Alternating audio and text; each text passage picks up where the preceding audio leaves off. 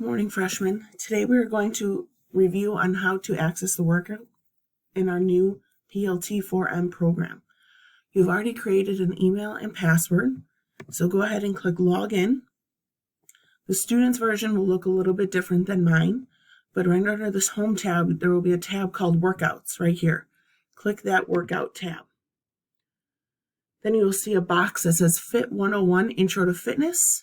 Click on that box, and you will see a long list of workouts here. So we're going to stay in section 1, and I would like you to go to lesson 1.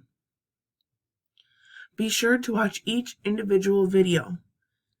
Here's just the introduction. After you complete the introduction, each video will demonstrate a different exercise, and then in the description below, it will tell you how many or how long to perform that exercise.